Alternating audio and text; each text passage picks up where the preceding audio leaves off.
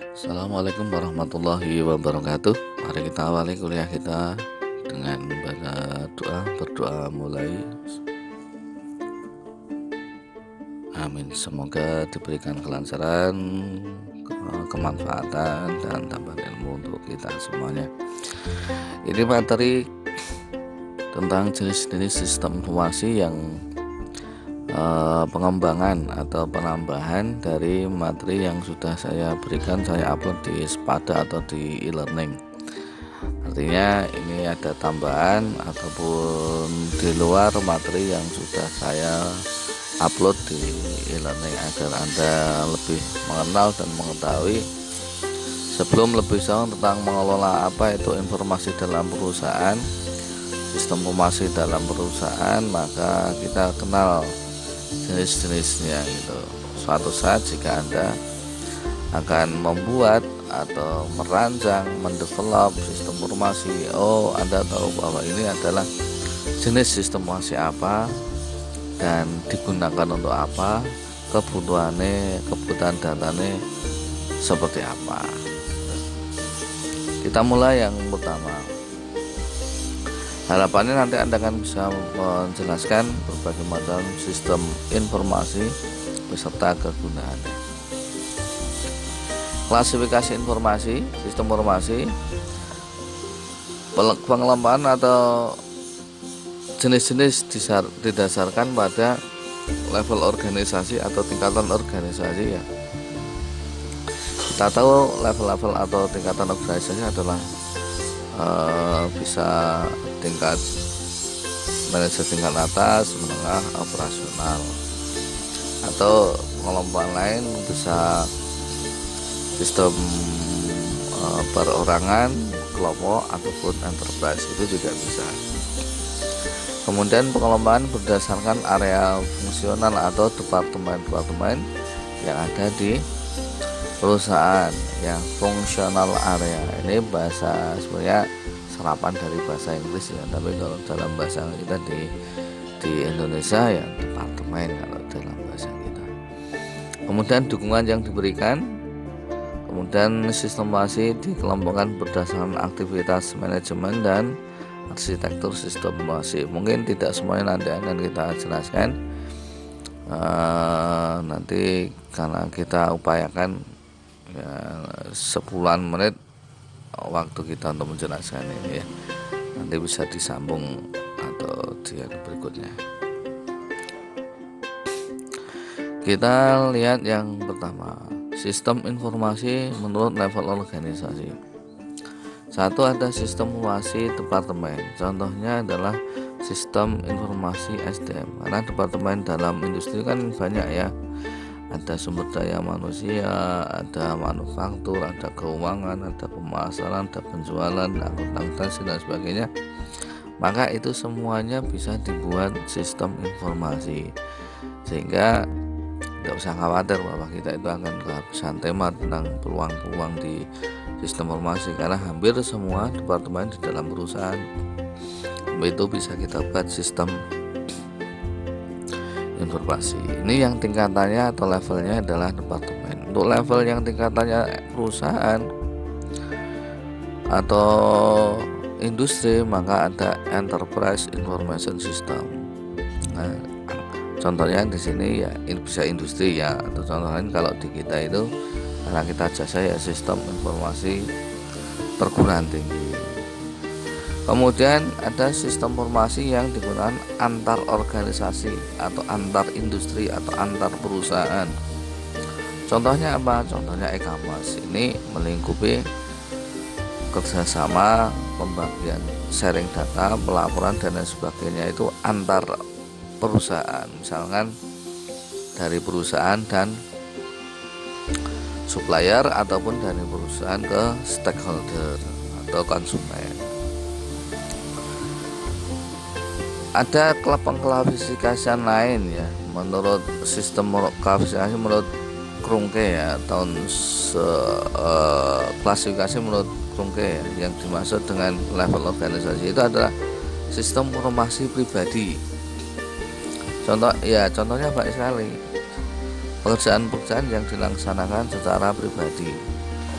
Misalkan penentuan kinerja, sistem informasi penentuan kinerja, sistem informasi penentuan break even point, sistem informasi untuk menentukan penjadwalan kerja atau tentang laba dan lain sebagainya yang sifatnya pribadi, atau mungkin lebih dikatakan ke area desktop lah, sistem informasi yang berbasis desktop. Kemudian yang kedua, sistem informasi yang digunakan untuk kelompok. Contohnya apa? Banyak juga. GDS Group Decision Support System, yaitu sistem informasi yang sistem kerjanya itu untuk kegiatan kelompok atau satu departemen juga bisa, atau satu bagian juga bisa. Kemudian yang ketiga adalah sistem informasi perusahaan, Enterprise Information System, bisa ERP, Enterprise Resource Planning, yaitu yang menghubungkan sumber daya manusia, sumber daya perusahaan, ya, departemen itu dalam satu sistem informasi dengan database tunggal atau sistem terintegrasi. Nah, bagaimana dikatakan pribadi, kelompok, dan perusahaan? Pribadi itu kalau hanya satu individual, sistem informasi hanya dipakai oleh satu orang itu saja. Kalau kelompok, maka dia dipakai oleh kurang dari 25 orang, misalkan departemen, bagian, kelompok, dan lain sebagainya, ya. Kemudian kalau perusahaan, maka dia lebih dari 25 orang, yaitu pemakainya itu lebih dari 25 orang. Pembagian atau karakteristiknya seperti itu. Kemudian sistem informasi berikutnya yaitu pembagian menurut fungsional. Sistem informasi fungsional dibagi apa saja? Sebelumnya adalah informasi berdasarkan area fungsional. Area fungsional itu dalam perusahaan itu dikatakan departemen atau bagian-bagian atau divisi-divisi. Nah, setiap perusahaan kadang berbeda-beda menentukan departemen atau divisinya. Ada departemen produksi, departemen keuangan, departemen human resource, departemen pemasaran, dan lain sebagainya, ya. Namun ada juga perusahaan-perusahaan yang menggunakan istilah-istilah yang lain tergantung penggunaan miliknya sendiri.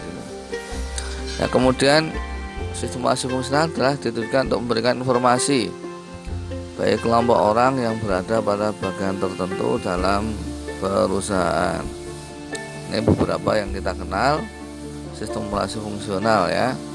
Satu, sistem informasi akuntansi, accounting information system. Kemudian sistem informasi keuangan atau finance information system. Sistem informasi manufaktur atau manufacturing atau production information system.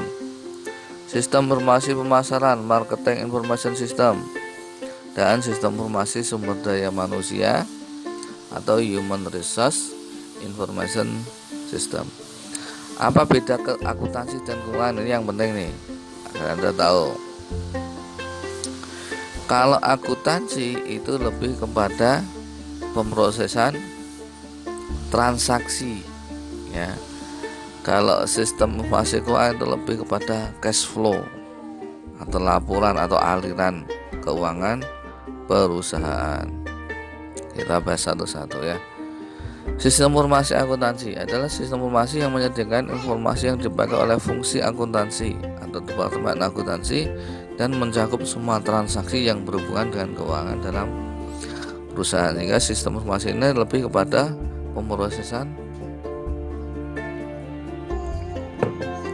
pemrosesan transaksi keuangan dalam perusahaan. Nah, kegiatannya bisa kita gambarkan seperti ini, bahwa di setiap departemen itu ada kegiatan-kegiatan transaksi dalam perusahaan, sehingga sistem informasi akuntansi ini akan selalu berkaitan dengan departemen yang lain, yaitu bagian departemen produksi. Di sana ada aliran penjualan atau kebutuhan raw material. Di sana ada di SDM, nanti ada kebutuhan kemudian akuntansi transaksi dengan penggajian dan lain sebagainya, dengan keuangan, pemberian laporan dan sebagainya, dengan pemasaran, hasil penjualan, transaksi order dan lain sebagainya. Nah, secara lingkup maka bisa kita gambarkan bahwa sistem informasi akuntansi itu meliputi sistem pemrosesan tentang transaksi penjualan di sini ya.